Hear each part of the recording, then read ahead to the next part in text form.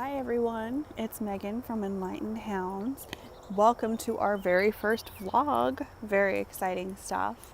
Today we are going to talk about one of my favorite subjects, a decompression walk. It's a new term that we've pretty much just started using. You might have heard us previously refer to these as long line walks or bumbles. Decompression walk is a term we've learned from a trainer named Sarah Stremming, who's based out in California. And it's basically what we've been talking about and what we've been recommending, suggesting, and what I do very regularly with my own dogs, but I've never had quite the correct term for it before. So we're very grateful to her for that term and for her ideas behind it.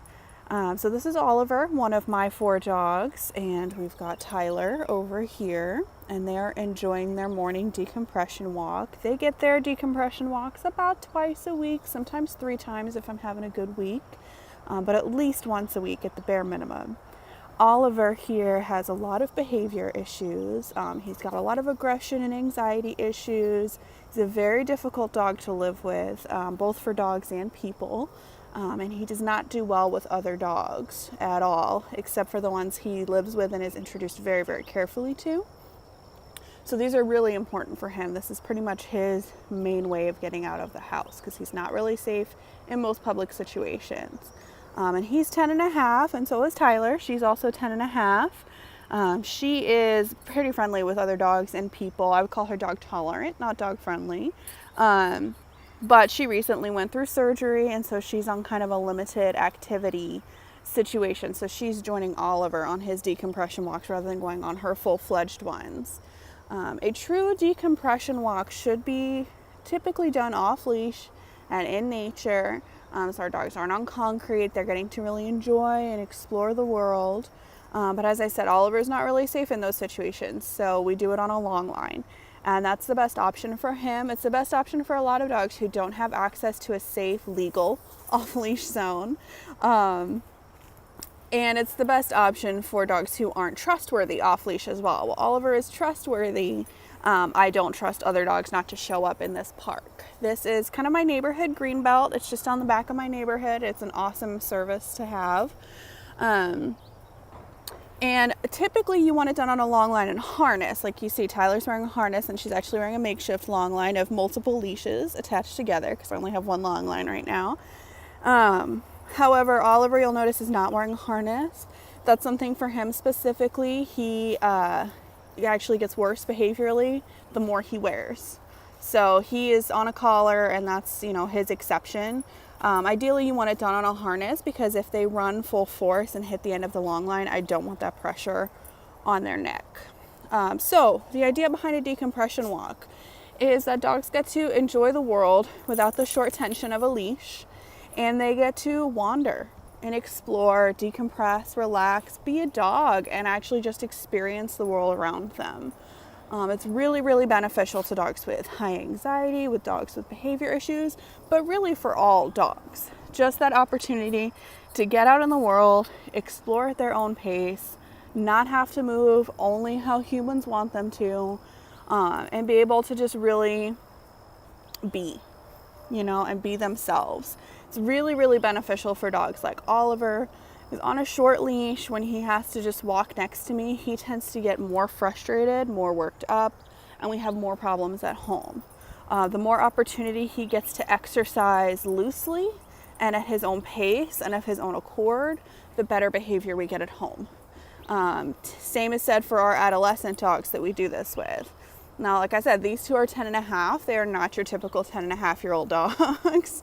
They are very active still for their age. So this is really good for them too, because it also means I'm not pushing them further than they can go. They're making their own choices in this.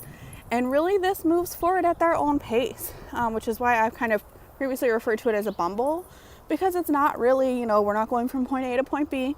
We're not moving at a certain pace. They're getting to stop and sniff if they want to.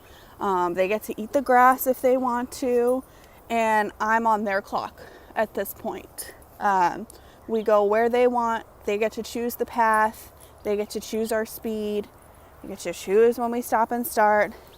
And they get to just really experience the world. Now, again, ideally this is done off leash. And if these 2 were off leash, they would not be moving this slowly with me. They would be running back and forth all over the place, diving into the tree. It's chasing after rabbits and squirrels and other such things.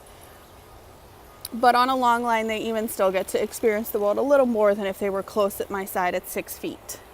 Both of these long lines, the one that Oliver is attached to is about 25 feet long, 20 to 25 feet long. And Tyler's, like I said, is 3 leashes attached together. It's probably close to about 20 feet.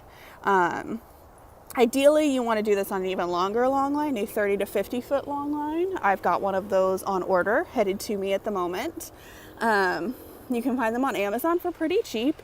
There's like nylon ones for, I want to say about $10, $10 to $15. Or you can get a really nice biothane one, which is the type Oliver is using, which are just much easier to clean and keep clean. Plus just a little softer on your hands. And the one I ordered was 33 feet for $33. So not bad at all, because previously I've seen them for like $60 for a 15-foot biothane leash. But this is a decompression walk. I'm going to add a little video to the end of this to show you guys a true off-leash decompression walk. You've also probably heard me refer to it before as just an off-leash hike. He's wrapped around a tree. But even the long line decompression walks can be really beneficial for our dogs. And if that's the only thing you can do, then that's great. You know, it's still better than nothing.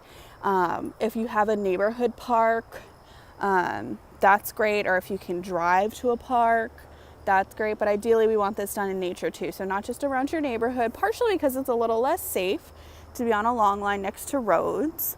You know, your dog's going to we want them to wander, and we don't want them to get hit by a car or upset your neighbors because they're wandering into their yards. But we want them to be able to enjoy the world at the same time. So a park, neighborhood park, green belt. If you are doing a long line decompression walk, do not go to an off-leash park. Because this is going to cause conflict between your dog and the other dogs, because your dog is very aware that they cannot get away. Plus, they might all get tangled up in the long line, and that's not going to end well for anybody, including you. So if you're doing a long line decompression walk, pick an on-leash park, and if you get accosted by an off-leash dog, you know, that's a conversation to have at that time, but pick an on-leash park. If you can do an off-leash decompression walk, go to an off-leash park. Because that's going to be, you know, the ideal for that situation. We don't want you going off leash in an area where it's not safe or legal to do so. And just look at how happy these guys are. They're having so much fun. I'm just going to let you enjoy their walk for a minute while I stop talking.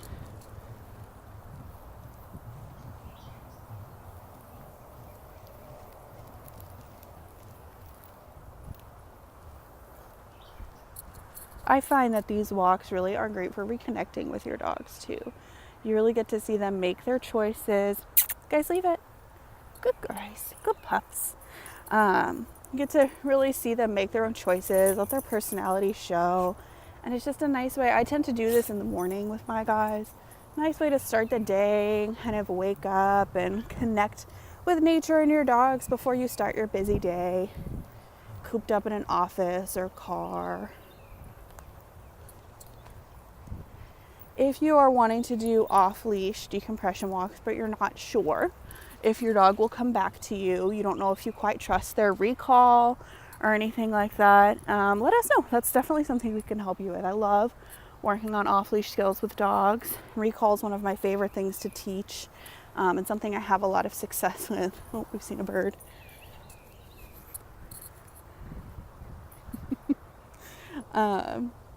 So if you want to try off-leash, but you're really not sure, give us a call. We can set up a lesson and get your off-leash skills working and kind of teach you how to do an off-leash decompression walk.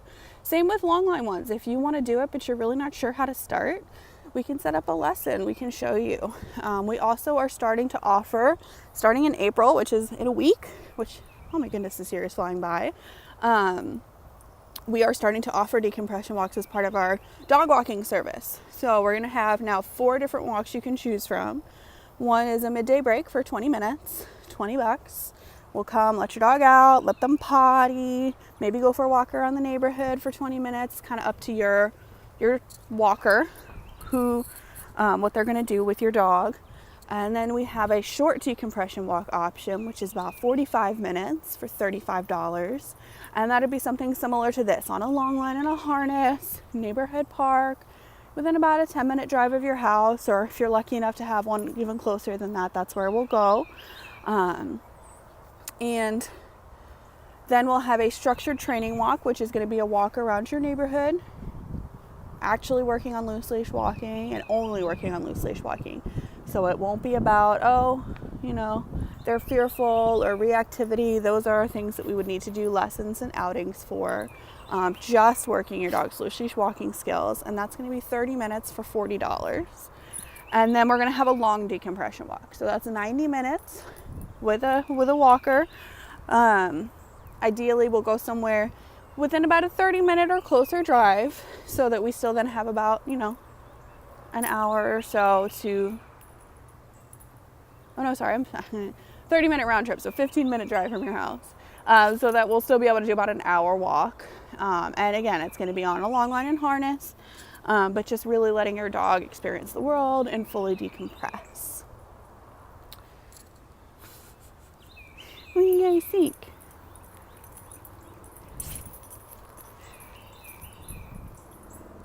And they're just having a grand old start to their day.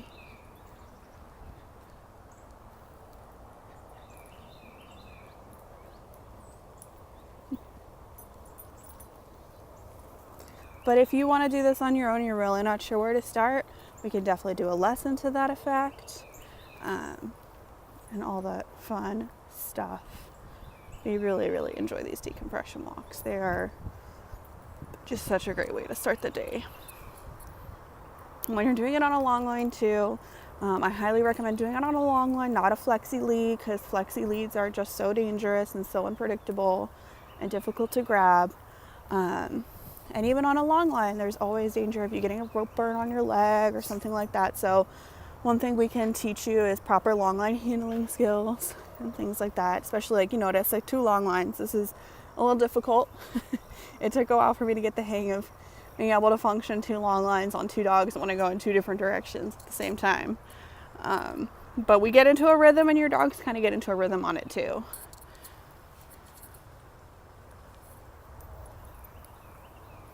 All right.